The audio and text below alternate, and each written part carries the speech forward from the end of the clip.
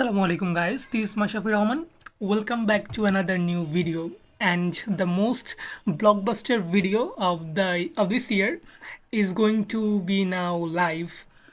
আপনারা আজকে দেখতে চলেছেন যে ফুল প্রসেস আসলে কিভাবে আপনারা অ্যাপ্লিকেশন করবেন সুইডেনের নেক্সট যে ইনটেকটা সবচেয়ে বড় ইনটেক সেপ্টেম্বর 2025-এর অ্যাপ্লিকেশনটা, এবং আমি এটা সম্পূর্ণ আপনাদেরকে ফুল প্রসেসটাই লাইভে দেখাবো যে কিভাবে আপনি অ্যাপ্লিকেশন সাবমিট করবেন, পেমেন্ট করবেন এবং সব কিছু করবেন। ঠিক আছে, সো আজকে আপনাদের আরেকটা জিনিস হলো, একটা স্পেশাল টিপস থাকবে আপনাদের জন্য।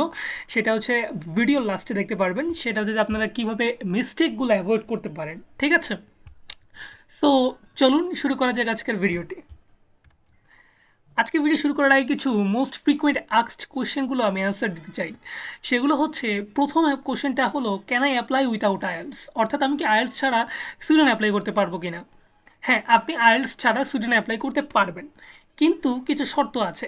অর্থাৎ কী শর্ত? সেটা হচ্ছে যে আপনি আপনার প্রিভিয়াস ইউনিভার্সিটির ডিগ্রি যদি ইংলিশ অথবা ইংলিশ লিটারেচার নিয়ে হয়ে থাকে, অর্থাৎ ব্যাচেলর ডিগ্রি আপনি যদি ইংলিশ অথবা ইংলিশ লিটারেচার নিয়ে দিয়ে থাকেন, তাহলে আপনি মাস্টার্সে আইএলস ছাড়াই অ্যাপ্লাই করতে পারবেন। ঠিক আছে, এবং আপনার যদি এমবিবিএস ডিগ্রি থাকে, সেই ডিগ্রির কোর্সেও আপনি আইএলস ছাড়া অ্যাপ্লাই করতে পারবেন, কোনো সমস্যা নেই, কিন্তু সেক্ষেত্রে কিছু কন্ডিশন রয়েছে। সেকেন্ড কোশ্চেনে যদি আসি, can I apply with 3 years degree, অর্থাৎ আমি 3 বছরের ডিগ্রি নিয়ে কি অ্যাপ্লাই করতে পারবো কিনা। এখানেও আপনি অ্যাপ্লাই করতে পারবেন, তবে কিছু নির্দিষ্ট শর্ত রয়েছে। সেই শর্তগুলো হচ্ছে, প্রথমত আপনার যেই প্রিভিয়াস ডিগ্রিটা সেটা যদি হিউম্যানিটিস ব্যাকগ্রাউন্ডের হয়ে থাকে, অর্থাৎ ব্যাচেলর অফ সোশ্যাল সায়েন্স হয়ে থাকে, তাহলে আপনি 3 বছরের ডিগ্রি দিয়ে অ্যাপ্লাই করতে পারবেন। কারণ বাংলাদেশে সোশ্যাল সায়েন্সের যেই ডিগ্রিটা আছে 3 বছরের, সেগুলো 3 বছরের হয়ে থাকে। ঠিক আছে, সো আপনার 3 বছরের ডিগ্রি, আপনি যদি সোশ্যাল সায়েন্স বা হিউম্যানিটিস ব্যাকগ্রাউন্ড থেকে আসেন, তাহলে আপনি 3 বছরের ডিগ্রি দিয়ে অ্যাপ্লাই করতে পারবেন, কোনো সমস্যা নেই। 3 নম্বরে যদি যাই, মিনিমাম রিকোয়ারমেন্ট অফ আইএলস, অর্থাৎ আইএলসে কত স্কোর লাগবে। আইএলসে আপনার ওভারঅল স্কোর লাগবে 6.5, ব্যাচেলার হোক মাস্টার্স হোক দুই ক্ষেত্রেই সেম, এবং কোনো ব্যান্ডে 5.5-এর নিচে পাওয়া যাবে না। এটা হচ্ছে মোস্ট প্রমিনেন্ট রিকোয়ারমেন্ট।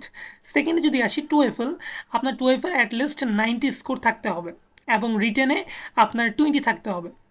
ঠিক আছে, সো টোটাল স্কোর 90 থাকতে হবে আপনার টুয়েফলে। পিটি যদি আসি, আপনার 62 থাকা লাগবে। এটা কিন্তু দুইটাই, ব্যাচেলার এবং মাস্টার্স দুইটার ক্ষেত্রেই সেম, টুয়েফল, আইএলস এবং পিটি স্কোর।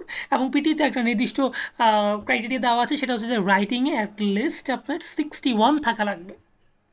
ঠিক আছে, সো এটা হচ্ছে আপনাদের মোস্ট ফ্রিকোয়েন্ট আস্কড কোশ্চেন।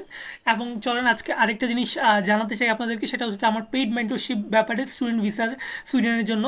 সেটা হচ্ছে যে আপনারা আমার দ্বারা অ্যাপ্লিকেশন করতে পারেন, অর্থাৎ আপনারাই অ্যাপ্লিকেশন করবেন, আমি সম্পূর্ণ গাইডলাইন দিব আপনাদের কোন জায়গায় কী কী করা লাগবে।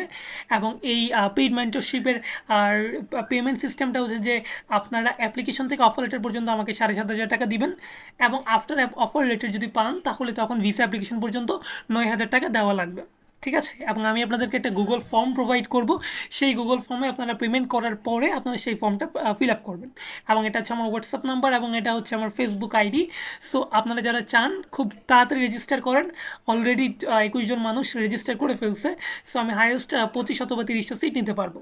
ঠিক আছে, সো এবার চলেন যে আসলে সার্ভিসে কী কী থাকবে ইনক্লুডেড। সো অ্যাপ্লিকেশন থেকে অফার লেটার পর্যন্ত আপনারা 7,500 টাকা দিয়ে আমার 24 আওয়ার প্রবলেম সলভিংয়ের জন্য আমাকে পাবেন। লো টিউশন ফি ইউনিভার্সিটি সিলেক্ট করে দিব আমি। ডকুমেন্টেশন, অর্থাৎ কখন কী ডকুমেন্টস লাগবে, অর্থাৎ কোন ভার্সিটি কী ডকুমেন্টস চায়, অর্থাৎ CV, motivation letter, recommendation letter, কখন কোন ভার্সিটি চাচ্ছে সেটা আমি আপনাকে জানিয়ে দেবো, এবং সেগুলো নোট করে দিব আমি আপনাকে। সেকেন্ড, থার্ড, ফোর্থ হচ্ছে যে স্কলারশিপ অ্যাপ্লিকেশন আমি সাপোর্ট করবো আপনাকে, যে কীভাবে স্কলারশিপ অ্যাপ্লিকেশন করলে স্কলারশিপ পাওয়ার অপরচুনিটিটা বেড়ে যায়। ফিফথ হচ্ছে যে সিকিউর অফার লেটার, অর্থাৎ আপনি অফার লেটারের নিশ্চয়তা পাচ্ছেন আমার কাছ থেকে। এবং গিফট হিসেবে থাকবে এসওপি হেল্প, অর্থাৎ আমি এসওপিতে হেল্প করতে পারবো। অর্থাৎ আপনি এসওপি লিখবেন, আপনার যদি কোনো এসওপি রিভিউ দরকার হয় তাহলে আমি সেটা করতে পারবো। এবং আপনার যে সাবজেক্ট, অর্থাৎ আপনি কোনো সাবজেক্ট চুজ করতে পারছেন না বা কনফিউজড আছেন, তাহলে আমি সাবজেক্ট চয়েস আপনাকে হেল্প করতে পারবো। ঠিক আছে, সো আপনারা আমাকে ফেসবুক আইডিতে নক দিতে পারেন, অথবা হোয়াটসঅ্যাপে নক দিতে পারেন আমার এটা বুক করার জন্য। সো আশা করি এটা আপনারা করবেন খুব তাড়াতাড়ি। সো নেক্সটে আসি যে আসলে আপনার যে এখানে অ্যাপ্লিকেশনটা আমি দেখাবো সেটাতে ব্যাচেলার এবং মাস্টার্স দুইটার জন্য দেখাবো, সমস্যা নেই। ব্যাচেলারের ক্ষেত্রে আপনি সর্বোচ্চ 8টা কোর্স সিলেক্ট করতে পারবেন এবং মাস্টার্সের ক্ষেত্রে আপনি সর্বোচ্চ 4টা কোর্স সিলেক্ট করতে পারবেন। অর্থাৎ ব্যাচেলর একটা স্টুডেন্ট 8টা কোর্স সিলেক্ট করতে পারবে। এখন কোশ্চেন আসে যে 8টা ইউনিভার্সিটির 8টা কোর্স সিলেক্ট করতে পারবো, নাকি ভিন্ন ভিন্ন ইউনিভার্সিটি অর্থাৎ একাধিক ইউনিভার্সিটির একাধিক কোর্স সিলেক্ট করতে পারবো। এখন কথা হচ্ছে যে 8টা কোর্স সিলেক্ট করতে পারবেন। এখন এটা একটা ইউনিভার্সিটির হোক, দুইটা ইউনিভার্সিটির হোক, তিনটে ইউনিভার্সিটির 8টা কোর্স হোক, কোনো সমস্যা নেই। আপনার 8টা কোর্স হলেই হবে। এটা একটা ইউনিভার্সিটির একাধিক কোর্স হলেও কোনো সমস্যা নেই। মাস্টার্সের ক্ষেত্রেও সেম। সো চলুন আজকের লাইভ অ্যাপ্লিকেশন প্রসেসটা শুরু করা যাক। Let's go.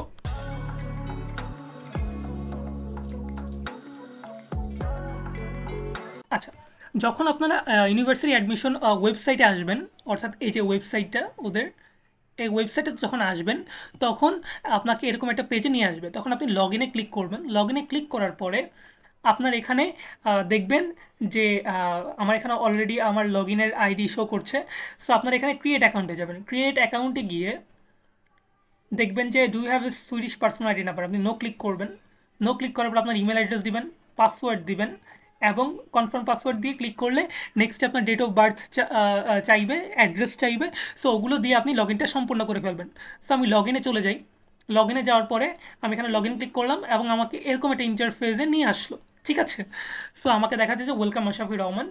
সো এটাতে আসার পর আপনি কি করবেন, এখানে আপনার প্রথমে কোর্স সিলেক্ট করা লাগবে। অর্থাৎ আপনি যখন কোর্সের এই কোর্সগুলো দেখবেন তখন আপনি আগে থেকে সিলেক্ট করে রাখবেন যে আসলে কোন কোন ইউনিভার্সিটিতে অ্যাপ্লাই করতে যাচ্ছেন।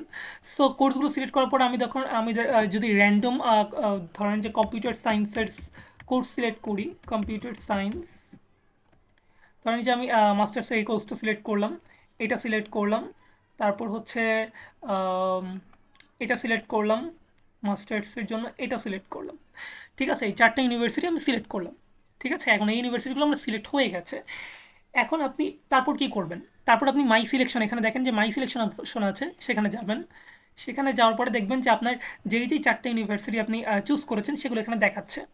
এই যে দেখেন সিলেক্টেড কোর্সেস অ্যান্ড প্রোগ্রামসে masters program computer science, masters program computer science, এগুলো সবগুলো দেখাচ্ছে 4টা ইউনিভার্সিটি। ঠিক আছে, তো এগুলো দেখানোর পর আপনি এখানে দেখবেন যে পাশেই লেখা আছে যে স্টেপস টু অ্যাপ্লাই। এখানে স্টার্ট অ্যাপ্লিকেশনে ক্লিক করবেন। স্টার্ট অ্যাপ্লিকেশনে ক্লিক করার পরে আপনার এখানে অ্যাপ্লিকেশনটা এরকম একটা ইন্টারফেস আসবে। এখানে ইন্টারফেস আসার পরে আপনাকে দেখাবে যে আপনার এই 4টা কোর্স আপনি সিলেক্ট করেছেন।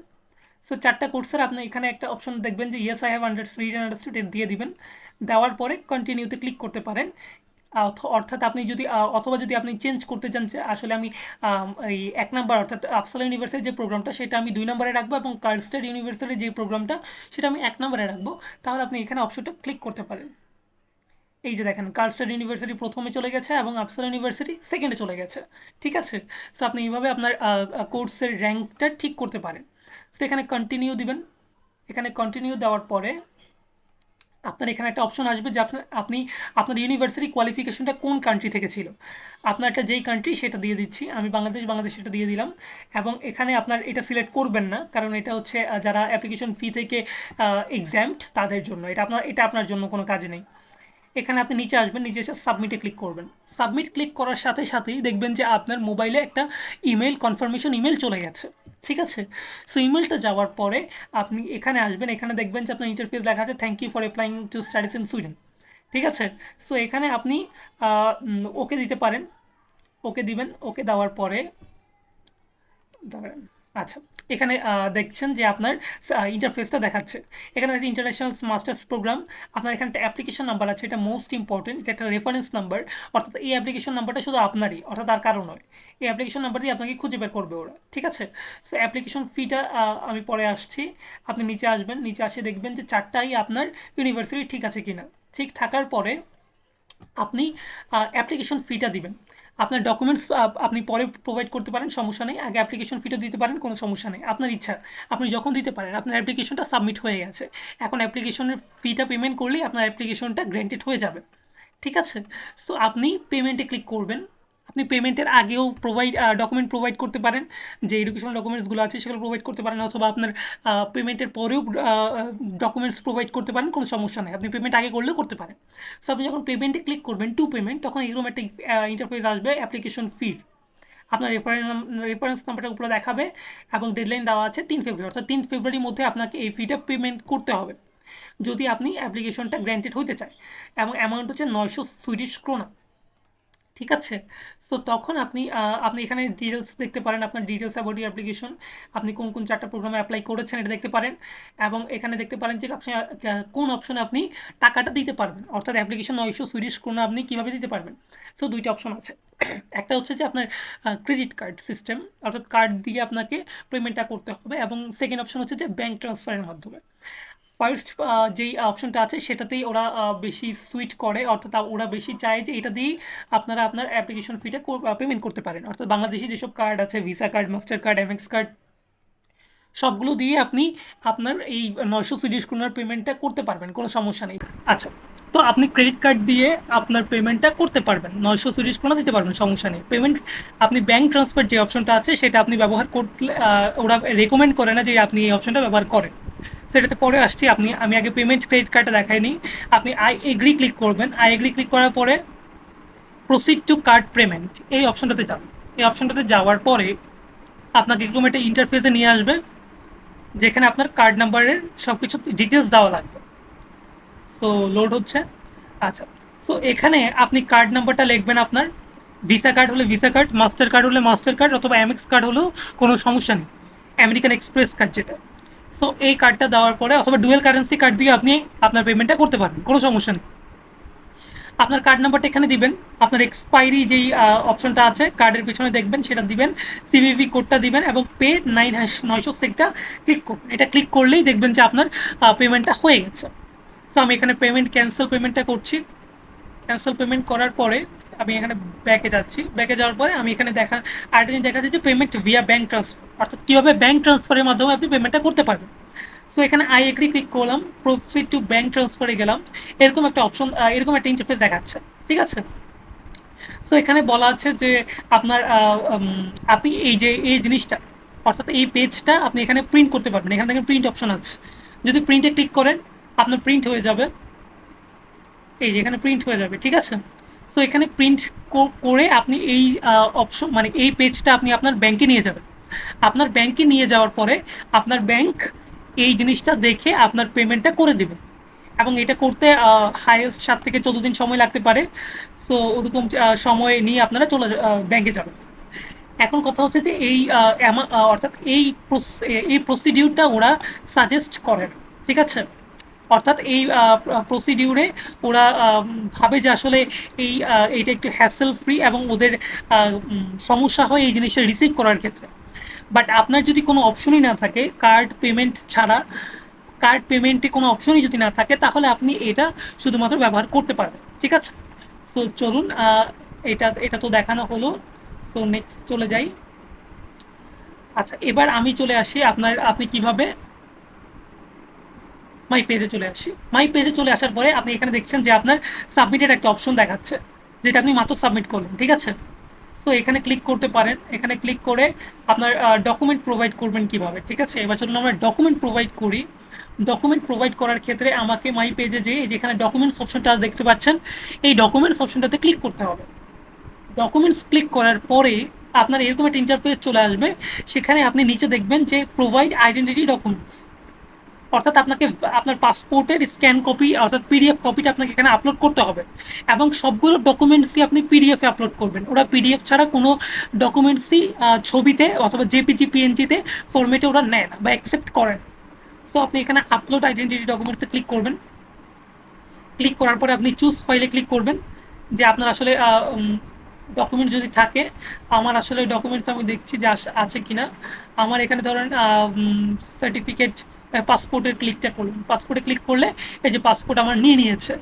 এখানে আপনি ডেসক্রাইবড কন্টেন্ট লিখবেন যে আসলে passport of applicant, passport of Mashrafe, আপনার নামটা দিয়ে দিবেন। পাসপোর্ট মাশরাফি রহমান, এখানে নেক্সট ক্লিক করলে ওরা আপলোডটা নিয়ে নিবে। ঠিক আছে, তো আমি এখানে আপলোড করছি না, আমি ক্যান্সেল দিচ্ছি। ক্যান্সেল যাওয়ার পরে আপনি নিচে দেখবেন যে প্রোভাইড এডুকেশনাল ডকুমেন্টস এখানে আছে। ঠিক আছে, এইটাতে এখানে আপনি আপনার এডুকেশনাল ডকুমেন্টসগুলো দিবেন। এখানে আপনি আপলোড ডকুমেন্টসে যদি ক্লিক করি, এখানে আপনার আপনি যদি ব্যাচেলার অ্যাপ্লিক্যান্ট হন তাহলে আপনার এখানে এইচএসসির যেই marksheet, transcript certificate, HSC transcript certificate, এগুলো আপলোড করতে হবে। আর আইএলটিএস সার্টিফিকেট আপলোড করে দিবেন যদি আপনি ব্যাচেলারের ক্ষেত্রে হন। আর যদি মাস্টার্সের ক্ষেত্রে হন তাহলে আপনার ইউনিভার্সিটির উপর ডিপেন্ড করবে, অর্থাৎ আপনি যেই ইউনিভার্সিটির সাবজেক্টগুলো চুজ করেছেন সেগুলো আসলে স্পেশাল রিকোয়ারমেন্ট, অর্থাৎ CV, motivation letter, SOP, statement of purpose, এগুলো আপলোড করতে হবে কিনা এটা ওদের ওয়েবসাইটে গিয়ে আপনি বুঝতে পারবেন। অর্থাৎ আপনি যেই সাবজেক্টে অ্যাপ্লাই করবেন সেই সাবজেক্টে আপনি ওয়েবসাইটে দেখবেন যে ওদের এক্সট্রা কোনো রিকোয়ারমেন্ট আছে কি না বা আপলোড করতে হবে কি না। সো ওটা থাকলে আপনি এখানে আপলোড করে দিবেন। আপনার এডুকেশনাল ডকুমেন্টস যেটা আছে এখানে আপনার এসওপি, মোটিভেশন লেটার সব কিছু আপলোড করতে হবে। ঠিক আছে, এবং যারা মাস্টার্সের ক্ষেত্রে বাংলাদেশ থেকে অ্যাপ্লাই করছেন, বাংলাদেশ, শ্রীলঙ্কা, পাকিস্তান এখান থেকে অ্যাপ্লাই করছেন, তাদেরকে আপনাদের অফিসিয়াল ট্রান্সক্রিপ্ট যেটা আছে সেটা ডিএচএল করে পাঠাতে হবে সুইডেন।